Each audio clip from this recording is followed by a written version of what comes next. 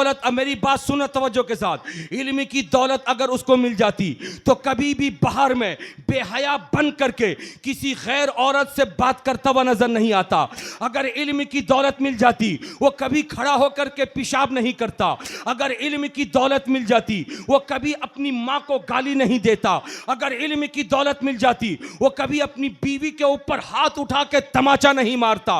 अगर इल्म की दौलत मिल जाती वो अपनी जबान से किसी को गाली नहीं देता। अगर इल्म की दौलत मिल जाती वो नमाज़े पंजगाना न छोड़ता।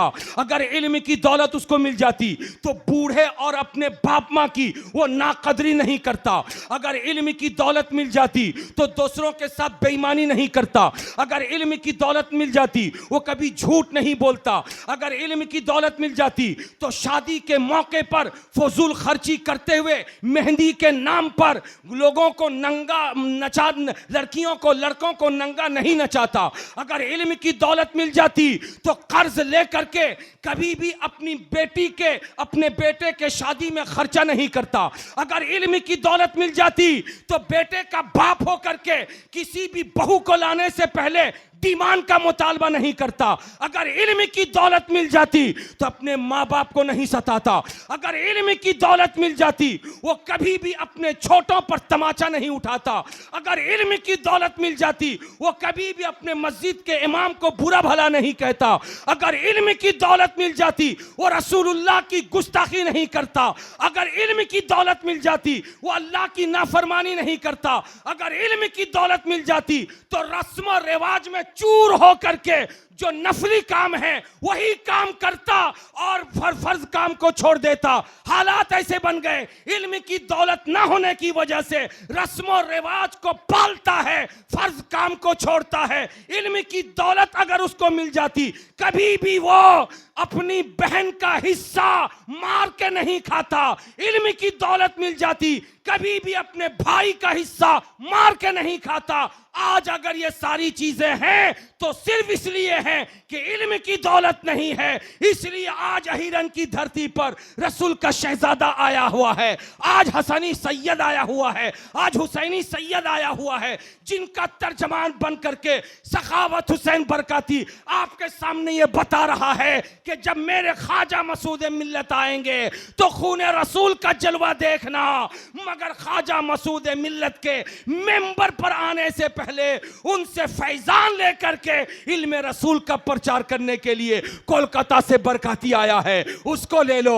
मुजफ्फरपुर से जनाबे मौलाना ज़ियाउद्दीन आए हैं, उनसे ले लो। मौलाना अस्माउल आए हैं, उनसे ले लो। ये जो इमाम होते हैं, जो मौलाना होते हैं, वो बुजुर्गों से फैजान लेकर के इल्म रसूल की दौलत बांटते नजर आते। नारे तकबीर, नारे तकबीर, नारे रिसालत, नारे हैदरी, फैज़ाने कलीमी, फैज़ाने कलीमी, जश्ने कलीमी, नारे तकबीर, नारे रिसालत। इसलिए कलीमी शहजादों, बात तल्ख होगी मगर कबूल करना।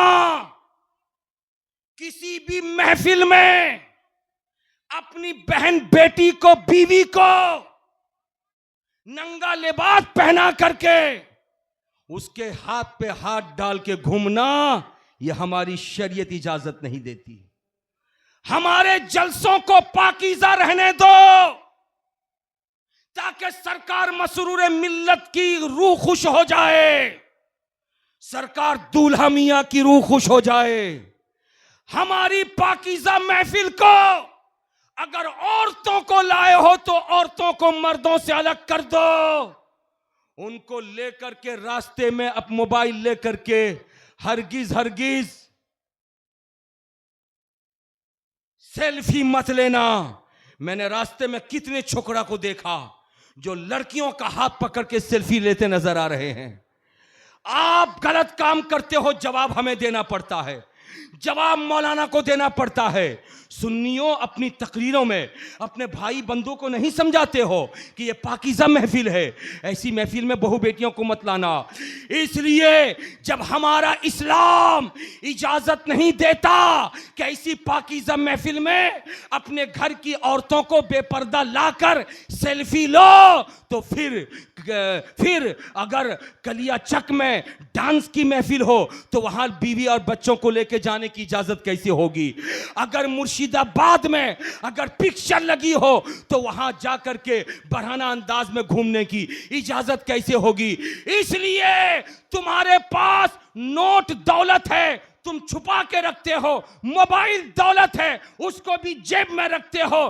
क्या समझते हो यही दौलत है नोट जिसको छुपाना जरूरी है? यही दौलत है मोबाइल जिसको छुपाना जरूरी है?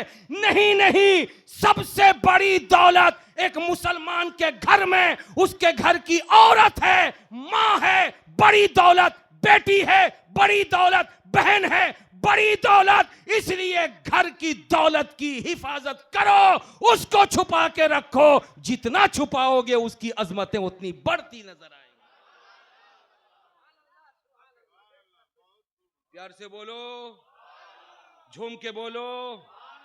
आज हमारा माहौल कितना परागंदा हो गया, माहौल कितना बर्बाद हो गया। इन लड़कियों को, इन बहनों को, बेटियों को न छुपाने की वजह से आज बहनें हमारे हाथ से निकल रही हैं, बेटियां हमारे हाथ से निकल रही हैं। हम खुश होते हैं, चौराहे से जब लड़कियां गुजरती हैं ना, तो हम टकटकी बांधे नजर से उनको देखते हैं, किसकी हाइट कितनी है, किसकी बॉडी कैसी है, कौन लंबी है, कौन मोटी है, कौन चुस्त कपड़ा पहनी है, कौन ढीला कपड़ा पहनी है। हम उसको देखते हैं। भूल गए दूसरे की बेटी को देख रहे हो, तुम्हारी बेटी को भी कोई देख रहा है। दूसरे की बहन को देख रहे हो, तुम्हारी बहन को भी कोई देख रहा है। दूसरे की बीवी को देख रहे हो, तुम्हारी बीवी को भी कोई देख रहा है। दूसरे की मां को देख रहे हो, तुम्हारी मां को भी कोई देख रहा है। इसलिए अगर अपनी मां, बेटी, बहू, बहन की हिफाजत करनी हो तो अपनी नजर को दूसरे घर की बहू बेटी के ऊपर से हटा लो। जब तुम हटा लोगे तो तुम्हारे घर की बहू बेटियां महफूज नजर आएंगी।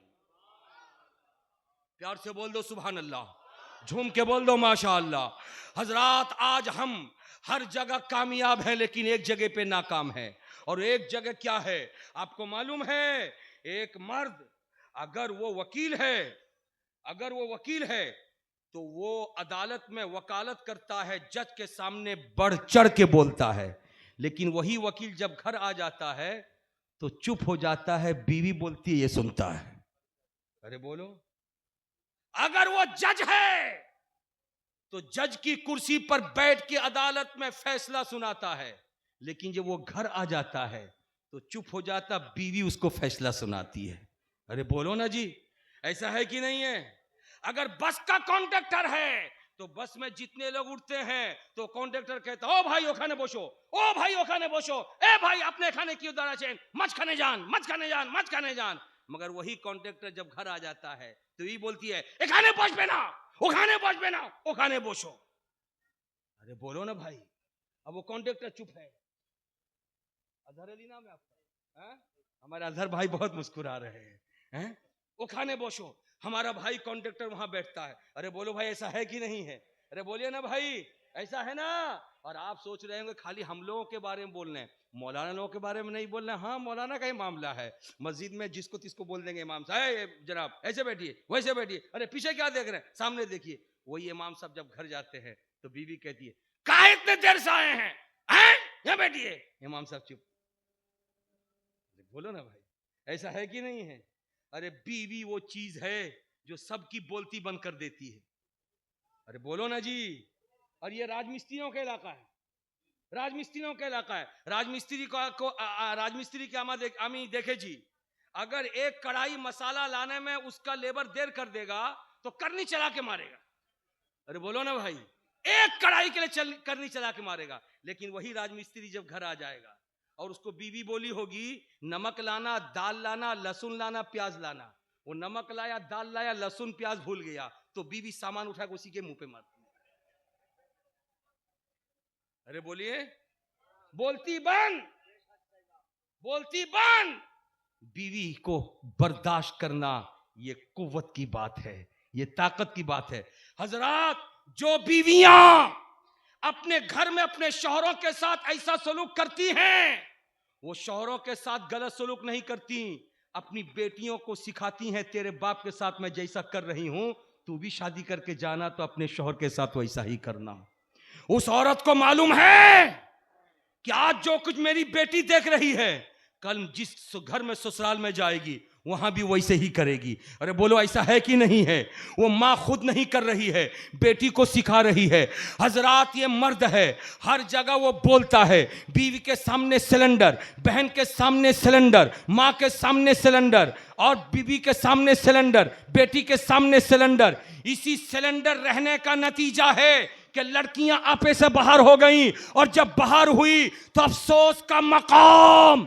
कल तक तो कुंवारी लड़कियां भागती थी, अब तो सर को दीवार पे मार के खून निकालने का मकाम है। अब कुंवारी नहीं, शादीशुदा दो दो बच्चों की मां भागती नजर आ रही है, एक एक बच्चे की मां भागती नजर आ रही है, तीन तीन बच्चों की मां भागती नजर आ रही है। आपके इलाके में 10 बिल्डिंग हो, आपके इलाके में 50 मोबाइल हो, आपके इलाके में बहुत पैसे वाले हो, लेकिन इलाके की लड़कियां अगर महफूज नहीं है, बीवियां महफूज नहीं है, बहुएं महफूज नहीं है, तो आपके इलाके की कोई कदर नहीं है। इसलिए सुन्नी मुसलमानों, सखावत हुसैन बरकाती को बोल लेने की इजाजत दो कि खुद भी इल्मे रसूल ले लो, और लेकर के तुम अपने घर में बीवी के क्या हुकूक नबी ने दिए हैं वो बीवी को दे दो। बेटी के क्या हुकूक दिए नबी ने वो बेटी को दे दो। जो माँ के हुकूक दिए हैं वो माँ को दे दो। जो बहन के हुकूक दिए हैं वो उनको दे दो। जब नबी का इल्म बांट कर हक अदा कर दोगे तो किसी भी घर से न कोई कुंवारी बेटी भागेगी, न शादीशुदा औरत भागेगी। इस्लाम के मानने वाले कल जैसे महफूज थे आज भी वैसे ही महफूज हैं, और इंशाअल्लाह हमेशा महफूज ही नजर आएंगे। बोलो भाई प्यार से, ये बला है कि नहीं हमारे यहां? अब लड़कियां भाग रही हैं ना, आपको सुनकर के अफसोस होगा। बैंडिल, बैंडिल कोथा है बैंडिल? अरे बोलो बोलो, हुगली में। बैंडिल के पास एक इलाका है चुचुरा। चुचुरा इलाके के इमाम साहब से मेरी बात हुई, सर शर्मिंदगी से नीचे हो गया। इमाम साहब ने कहा कि हजरत हमारे इलाके का दौरा कीजिए। मैंने कहा इलाके में हुआ क्या? तो कहने लगे मौलाना साहब हमारे इलाके में औरतों का हाल, लड़कियों का हाल इतना बुरा हो गया कि अब तक 34 लड़कियां गैर मुस्लिमों की हमारे लड़के उठा के ले आए, शादी करके बहू बना लिए, और 14 लड़कियां मुस्लिम समाज की जो गैरों के साथ भाग करके उनके साथ निकाह कर ली। अल्लाह अल्लाह, ये कितने अफसोस का मकाम है। 34 गैर मुस्लिम लड़कियों को मुस्लिम छोकरा लेके चला आया, और 14 मुस्लिम लड़कियां गैर मुस्लिम के हाथ में हाथ दे करके भाग के चली गई, उनके साथ चली गई, इस्लाम छोड़ के चली गई, कुफ्र को अपना के चली गई, इर्तिदाद को अपना के चली गई, मजहब को छोड़ के चली गई, दीन को छोड़ करके चली गई, रसूल को छोड़ के चली गई, सैयदा को छोड़ के चली गई, हसनैन करीमैन को छोड़ के चली गई, गौसो ख्वाजा को छोड़ के चली गई, नमाज को छोड़ के चली गई, रोजा को छोड़ के चली गई, हज को छोड़ के चली गई, ज़कात को छोड़ के चली गई, कुरान को छोड़ के चली गई। आखिर इन 14 लड़कियों के बारे में हम क्या कर सकते हैं? उन जाने वालियों के बारे में हम कुछ तो नहीं कर सकते, मगर आज की महफिल में अगर माँ बहनें बैठी हैं वो भी सुने, भाई तुम भी बैठे हो तो तुम भी सुनो। अपने घर की बेटियों को पावर दो, मगर इतना पावर मत दो कि बेटियां चंगुल से बाहर हो जाए। उनकी निगरानी करो। जब तुम निगरानी करोगे तो बेटियां तुम्हारे अंडर में रहेंगी, और जब अंडर में रहेंगी उनकी उम्र हो जाए, शादी कर दो। इसलिए कि एक बेटी अपने बाप की बेटी तो है, लेकिन एक बेटी अपने बाप की बेटी नहीं कहलाती। बेटी समाज की होती है, बेटी सोसाइटी की होती है, बेटी पंचायत की होती है, बेटी अपने इलाके की होती है। अगर भागती है तो पूरे समाज की नाक कट जाती है, अगर भागती है तो पूरे समाज का नाम बदनाम होता है। इसलिए बचो, बेटियों को बचाओ, ताकि तुम्हारे हमारे इलाके का नाम कल जैसे रोशन था, आज जैसे रोशन है, हमेशा वैसा ही रोशन नजर आए। प्यार से बोल दो, झूम के बोल दो, जरूरत है कि नहीं इस बात की? अरे बोलो बाबू, जरूरत है कि नहीं? अब आओ मैं आपको बताता हूं, मेरे नबी ने बेटियों को हुकूक देने के हवाले से जो बातें बताई हैं, उनमें से कुछ बातें मैं आपको कोट करता हूं, आप सुनिए। अरे तवज्जो के साथ सुनिए, झूम के बोले सुभान अल्लाह। बोल बो, टाइम आचे मौलाना, अरे बोलिए ना बाबू, ए बाबू लोग बोले, प्यार से बोले सुभान अल्लाह। बेटी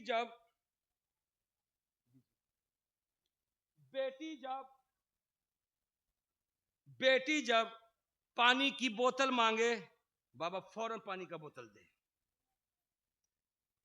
बेटी जब बैग मांगे, वालेकुम व रहमतुल्लाहि व बरकातहू, हुजूर चले से चैन माशाअल्लाह, फौरन बाप बैग दे। बेटी जो मांगे बाप उसको दे दे, इसलिए कि बेटी बाप के दिल का टुकड़ा है। अरे बोलो ना जी, यही है ना। अब बेटी ने सुबह नाश्ता नहीं किया, बाबा ने पूछा मां से कि बेटी ने नाश्ता क्यों नहीं किया? क्या उसको आईफोन चाहिए, आईफोन। अब बाप बेचारा राजमिस्त्री है, क्या करेगा? अपने ठेकेदार से 18,000 कर्जा लिया, बेटी को आईफोन दिला दिया, आईफोन दिला दिया, इसलिए खाना नहीं खा रही है। और आईफोन देने के बाद बेटी ने 18 जवानों को अपना नंबर दे दिया। रात देखो तो मोबाइल कान में, दिन देखो तो मोबाइल कान में, शाम देखो तो मोबाइल कान में, दोपहर देखो तो मोबाइल कान में। अब उस घर में बेटी न धड़िया मांझना सीख पा रही, न रोटी बेलना सीख पा रही, न आटा गूंदना सीख पा रही है, न चावल भात पसाना सीख पा रही, न सब्जी काटना सीख पा रही है, इसलिए कि आईफोन हाथ में आ गया। अब बाप ने जब रिश्ता कर दिया तो जिस घर में गई उस घर में सास का ताना सुनी, ससुर का ताना सुनी, रोटी बनाना नहीं आती, चावल बनाना नहीं आता।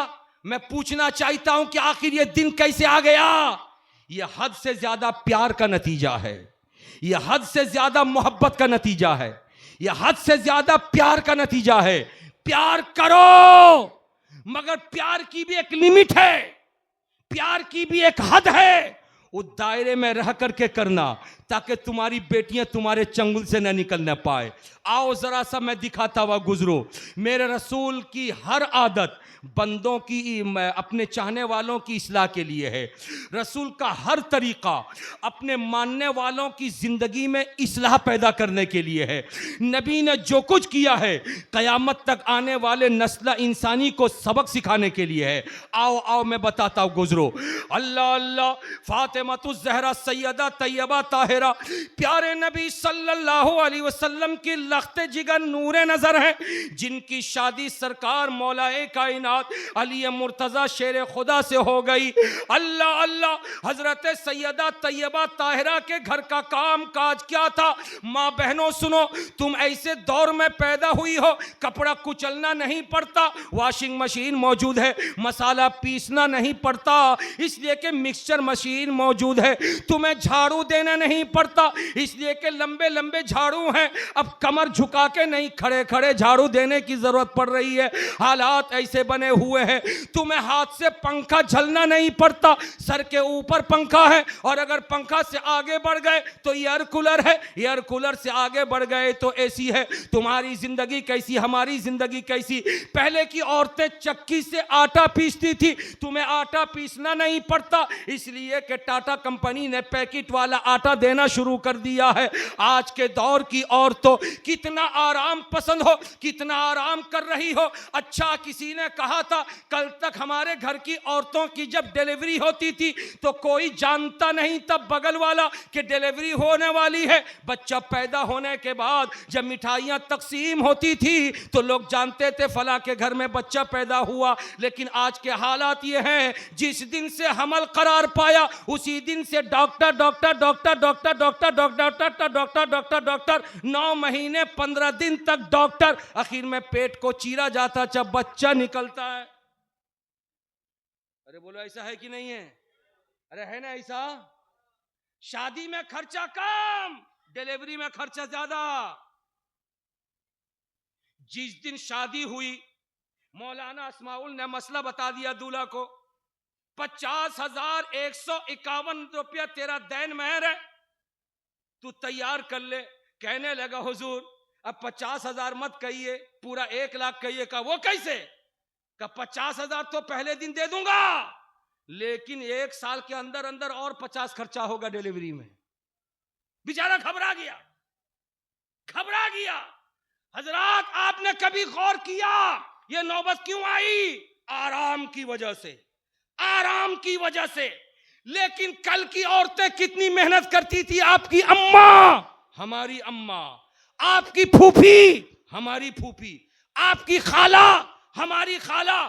छोड़ दो, जो दुनिया की सबसे पाकीज़ा औरत, दुनिया की सबसे नेक औरत, दुनिया की सबसे तैयबा औरत, दुनिया की सबसे ताहिरा औरत, बिन्ते रसूल सैयदा तैयबा ताहिरा फातिमा खुद से चक्की भी चलाती थी, आटा भी पीसती थी, बर्तन भी मांजती थी, घर में झाड़ू भी लगाती थी, टाइम से खाना पका के शौहरे नामदार मौलाए कायनात को भी खिलाती थी। सैयदा तैयबा ताहिरा अपनी प्यारी बेटी दुख्तरे नेक अख्तार सैयदा ज़ैनब को भी खिलाती थी, हजरत हसनैन करीमैन को भी खिलाती थी, झूले पे झुला देती थी, काम काज में लग जाती थी। अगर झूले से कभी हसनैन करीमैन के रोने की आवाज आती तो सैयदा अपने एक हाथ से उस झूले को भी झुलाती और दूसरे हाथ से दूसरा काम भी करती। ये हाल था। हाथों में दरारें पैदा हो गई, काम काज करते करते, कपड़े धोते धोते, चक्की चलाते चलाते। ऐसे आलम में शौहरे नामदार मौलाए कायनात की नजर जब पड़ी सैयदा के हथेली शरीफ में, इरशाद फरमाया, फातिमा तुम्हारे बाबा जान नबियों के इमाम, रसूलों के सुल्तान, प्यारे नबी की बारगाह में बहुत सारी ऐसी औरतें आई हैं कनीज बन करके, जो मैदान जंग से आई हैं। मेरे रसूल उनको बांट रहे हैं, जाओ जाओ एक कनीज को ले आओ ताकि तुम्हारे घर का काम करे, झाड़ू दे दे, चक्की चला दे, मसाला पीस दे, कपड़े धो दे। तैयबा ताहिरा सैयदा ने सुना, अर्ज किया, मेरे मौलाए कायनात, मेरे शौहरे नामदार सही कहते हैं। इसलिए कि कोई बाप अपनी बेटी को महरूम नहीं करेगा, कोई बाप अपनी बेटी को दरवाजे से नामुराद वापस नहीं करेगा, कोई बाप अपनी बेटी को मायूस करके दरवाजे से वापस नहीं करेगा। गई तेजी के साथ बाबा जान की बारगाह में सलामी पेश किया, अर्ज किया, बाबा जान एक इल्तिजा लेकर आई हूं, एक आरजू लेकर आई हूं, एक तमन्ना लेकर आई हूं।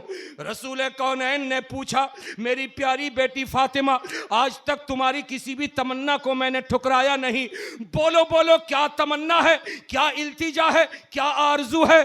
कहने लगी, बाबा जान हथेली को देखिए, कामकाज बहुत ज्यादा है, मैंने मैंने सुना है बांदियां आई हैं, आप तकसीम कर रहे हैं, एक बांदी मुझे भी दे दीजिए ताकि मेरे घर का कामकाज हो जाए। हजरात, एक बेटी बाप से मुतालबा कर रही थी। बेटी कौन थी? दुनिया की सबसे नेक खातून थी। बाबा कौन था? नबियों का इमाम था, रसूलों का सुल्तान था। वो एक बांदी की जगह हजारों बांदियां दे सकता था, मगर मेरे आका ने फरमाया, फातिमा अब मैं तुझे बांदी नहीं दूंगा।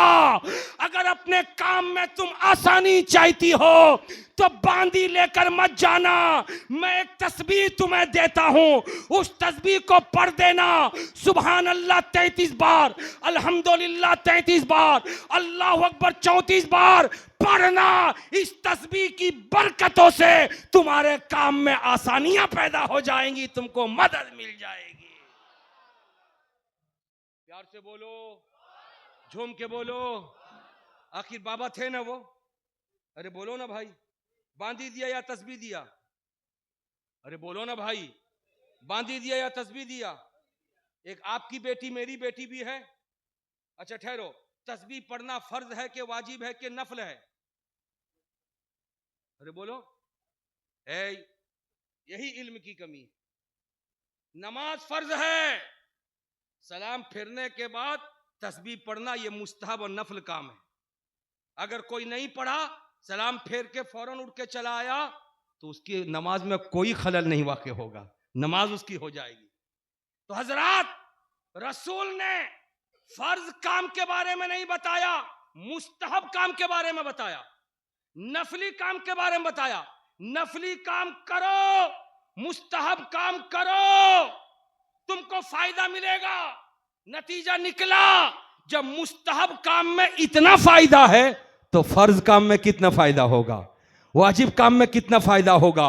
वो नबी थे कि बेटी की तमन्ना पूरी करते हुए एक मुस्तहब अमल दिया था, एक नफली अमल दिया था। हजरात, जो बेटी फर्ज अदा करती थी उसको मुस्तहब काम दिया, जो बेटी वाजिब अदा करती थी उसको नफली काम दिया। लेकिन आपके घर की बेटी, मेरे घर की बेटी, कभी पलट करके हमने पूछा काम से आने के बाद, बेटी मगरिब की नमाज पढ़ी हो कि नहीं पढ़ी हो? बेटी आज कुरान की तिलावत की हो कि नहीं की हो? बीवी से कभी पूछे तेरे हाथ की चाय नहीं पीऊंगा, बता तू नफल फर्ज मगरिब पढ़ी है कि नहीं, जोहर पढ़ी है कि नहीं? बहन से कभी पूछा मेरी लुंगी हरगिज मत धोना, मैं तेरी धुली हुई लुंगी नहीं पहनूंगा, तू बता कुरान पढ़ी है कि नहीं? तू बता फजर की नमाज पढ़ी है कि नहीं? तू बता इशा की नमाज पढ़ी है कि नहीं? कोई माई का लाल है यहां पे जो पूछता हो अपने घर की औरत से? कोई माई का लाल है तो हाथ उठाए, जो अपनी बीवी से पूछता हो, मां से पूछता हो, बहन से पूछता हो, बेटी से पूछता हो? कोई है? रसूल कौनैन ने बेटी की ख्वाहिश पूरी की, बांदी नहीं दिया, मुस्तहब अमल दे दिया। हम पूछते भी नहीं। बेटी ने फरमाइश किया ऐसे कपड़े चाहिए, वो कपड़ा दे दिया। बेटी ने फरमाइश किया ऐसा मोबाइल चाहिए, वो मोबाइल दे दिया। बेटी ने फरमाइश किया ये चाहिए, वो दे दिया। दुनियावी फरमाइश पूरी करने वालों, अहिरन से मैसेज लेकर जाओ, ये कटरा का मैसेज है, ये सरकार दूल्हा के दर का मैसेज है, ये मसरूर मिल्लत की बारगाह का मैसेज है, ये सरकार मसूद मिल्लत की बारगाह का मैसेज है कि अपने घर में औरतों को पाकीज़ा बनाकर नमाजी बना दो, कुरान पढ़ने वाली बना दो। उसके बाद उनकी बारगाह में जाओ, उनको जो चाहिए उनकी फरमाइश पूरी करो। जिस दिन तुम ऐसा कर लोगे, उस दिन मुस्लिम समाज की कोई बेटी भागती नजर नहीं आएगी, कोई बेटी मुंह चुराते नजर नहीं आएगी, कोई कुफ्र की दहलीज पे कदम रखती नजर नहीं आएगी, कोई इर्तिदाद को अपनाती नजर नहीं आएगी। इसलिए जरूरत है जलसों में आओ, खूने रसूल को भी देखो, इल्मे रसूल को भी देखो। प्यार से बोलो सुभान अल्लाह, झूम के बोलो। हजरात मुकर्रम, टाइम हुआ क्या? प्यार से बोलिए, 5 मिनट सुन लीजिए। और कितना भैया? अरे बोलो ना, अपना के केमन लागछे? अरे बोलो ना भाई, केमन लागछे? ये शर्म की बात है ना, हमारी बेटी भाग रही है। अरे शर्म की बात है कि नहीं? शर्म की बात है ना, कहीं मुंह उठा के दिखा नहीं सकते हो, शर्म की बात है ये मत समझना जिसकी बेटी भागी है वो समझे। मैंने कहा बेटी किसी की नहीं होती, समाज की होती है। बेटी किसी की नहीं होती, पंचायत की होती है। बेटी किसी की नहीं होती, मिल्लत की होती है। जब एक बेटी भागती है तो पूरा का पूरा इलाका बदनाम होता है। अपनी बेटियों को इज्जत दो। मां, नमाज खुद भी पढ़ो, बेटियों को साथ लेकर पढ़ो। भाइयों, तुम भी नमाज खुद भी पढ़ो, कुरान खुद भी तिलावत करो, और अपने बच्चों से पूछो कि तुमने नमाज पढ़ी है कि नहीं, कुरान पढ़ा है कि नहीं। जिस दिन से यह अमल हमारा शुरू हो जाएगा ना, उस दिन से हमारे घर में बरकतें नाजिल होने लगेंगी। अब कोई बंदा कहे कि हमें तो कुरान पढ़ना नहीं आता, हम कुरान पढ़ें कैसे, हमारे माँ बाप ने कुरान पढ़ाया नहीं, हम कुरान कैसे पढ़ें। तो आओ मैं आपको एक नुस्खा दे करके मैं रुखसत हो जाना चाहता हूं।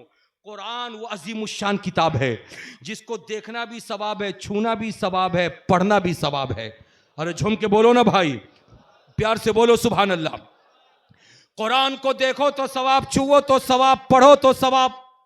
दुनिया की कोई ऐसी किताब नहीं जिसके अंदर ये सारी खूबियां मौजूद हो, लेकिन कुरान खुदा का कलाम है, अल्लाह ने उसमें बरकतें उतार दी है। उसको देखते रहोगे सवाब मिलता रहेगा।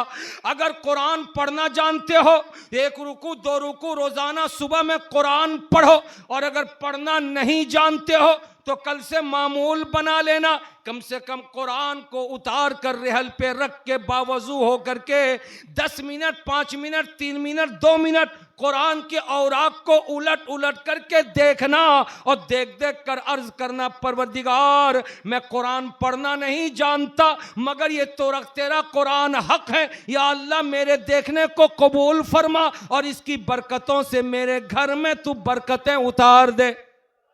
झूम के बोलो सुभान अल्लाह। मेरा ईमान कहता है, मेरा विजदान कहता है, अगर इस नजरिए से आप कुरान को देखेंगे तो बरकतें मिलेंगी। इसलिए कि इन्नमल आमालु बिन्नियात, खुदावंद कुद्दुस नियतों को देखता है। और इस सिलसिले की एक हमें दलील भी मिलती है। एक बंदे खुदा था, जिस बंदे खुदा को परवरदिगार आलम ने कुरान पाक के देखने की वजह से खुदा ने उसको बख्श दिया था, उसकी मगफिरत फरमा दी थी। उसका मामूल क्या था? उसका मामूल ये था कि बचपने के ज़माने में उसने कुरान पढ़ा नहीं था, बड़े होकर के कामकाज में लग गया, टाइम उसको नहीं मिलता कि कुरान पढ़े। ऐसे आलम में कुरान से वो महरूम हो जाता, इसलिए उसने अपनी आदत बना ली, रोज़ाना सुबह नहा धो करके वज़ू बना करके आता, जानेमाज बिछा कर रेहल रखता, कुरान खोल करके उंगली रखता, कुरान के हर सतर पे, हर लाइन पे उंगली रखता। कुरान पढ़ना नहीं जानता, मगर उंगली के इशारे से कहता, या अल्लाह इसमें जो लिखा ये हक है, इसमें जो लिखा ये हक है, इसमें जो लिखा ये हक है, इसमें जो लिखा ये हक है। फिर वरक उलट देता, फिर कहता, या अल्लाह इसमें जो लिखा ये हक है, इसमें जो लिखा ये हक है, इसमें जो लिखा ये हक है। बोलो कुरान हक है या नहीं है? हाथों को उठाओ, बोलो प्यार से सुभान अल्लाह। कुरान हक है ना? कुरान झूठा नहीं है। बंदा कहता इसमें जो लिखा यह हक है, इसमें जो लिखा यह हक है, इसमें जो लिखा यह हक है। जब उसका इंतकाल हो गया, रब ने फरमाया, फरिश्तों जन्नत की खिड़कियां खोल दो, जन्नती लिबास बिछा पहना दो, उसको जन्नती बना दो। अर्ज किया परवरदिगार फरिश्तों ने कि मौला इसके अंदर क्या कमाल था? रब की बारगाह से जवाब मिला, ये मेरा बंदा कैसा था, कैसा है मैं जानता हूं, मगर इसका एक अमल मुझको बहुत पसंद है कि कुरान पढ़ना नहीं जानता था, मगर रोज कुरान खोल करके वो देखता था और उंगली के इशारे से कहता था, इसमें जो लिखा हुआ हक है, इसमें जो लिखा हुआ हक है, इसमें जो लिखा हुआ हक है। उसके इस अमल को मैंने कबूल कर लिया है, और उसी की बरकतों से मैंने उसकी बख्शिश कर दिया, उसकी मगफिरत। प्यार से बोलो सुभान अल्लाह, झूम के बोलो माशा अल्लाह। इसलिए इस बस्ती में अहिरन में मदरसा है, और मैं समझता हूं हर बस्ती में मदरसा है। अरे बोलो, छोटा मदरसा हो कि बड़ा मदरसा, आप ये नहीं समझेंगे मदरसे में वही पढ़ेगा जिसको हाफिज बनना होगा, वही पढ़ेगा जिसको मौलाना बनना होगा, वही पढ़ेगा जिसको कारी बनना होगा। नहीं, जिसको हाफिज कारी मौलवी मौलाना बनना हो वो 5 साल 10 साल पढ़ेगा। आपके बच्चे हाफिज कारी मौलाना नहीं बनना चाहते, न बने, इंग्लिश पढ़ाओ, उससे मना नहीं है, लेकिन अपने बच्चों को 24 घंटे में 1 घंटे का टाइम निकाल के मदरसे में भेजो, मकतब में भेजो, ताकि यह सनर कुरान पढ़ना सीख जाए, वो बगदादी कायदा पढ़ना सीख जाए, वो अम्पारा पढ़ना सीख जाए, वो नमाज की दुआएं याद कर ले, वो नमाज की तस्बीहात याद कर ले, वो आयतुल कुर्सी दुआए कुनूत याद कर ले। वो सब कुछ याद करने के साथ साथ आखिरी पैगाम कम से कम नमाज जनाजा की नियत और दुआ याद कर ले, ताकि कल आपके मरने के बाद कोई भी इंसान आपकी नमाज जनाजा न पढ़ाए, आपका बेटा इस लायक हो जाए कि स्कूल का पढ़ा हुआ कोई बात नहीं, कॉलेज का पढ़ा हुआ कोई बात नहीं, अगर वो मुतशर्रे है और